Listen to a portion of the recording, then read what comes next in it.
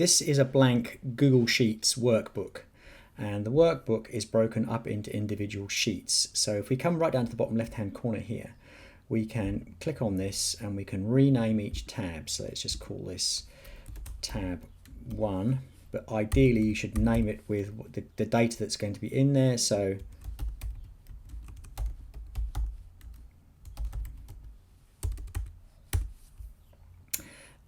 we can add a new tab. So let's call this rename. Let's call this home survey. And once you've got these in place here, you can naturally move these tabs around. So if we click on this, we can move it around to change the order, which is the first tab in the set. And if you've got more than one tab or a lot more tabs than this, you can click on this little icon down here and you can see all the sheets and you can jump to it. And the active sheet that you're working on is the one with the active blue tab. You can also change the color of the tab if you wanted to. Click that to green, but it doesn't really do much, just puts a little highlight at the bottom.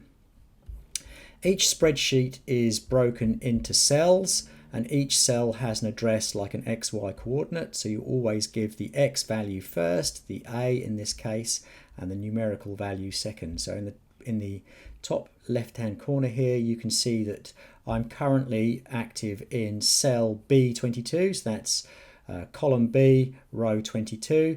That's the XY coordinate address.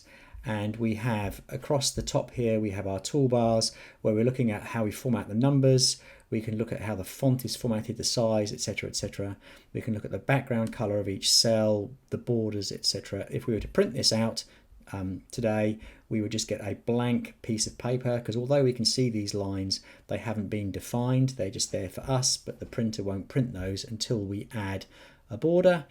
And we've got some how text wrapping going on here, how text will handle inside each of the cells.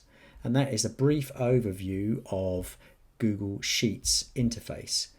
Finally, you enter data either directly in the cell or in the formula bar here.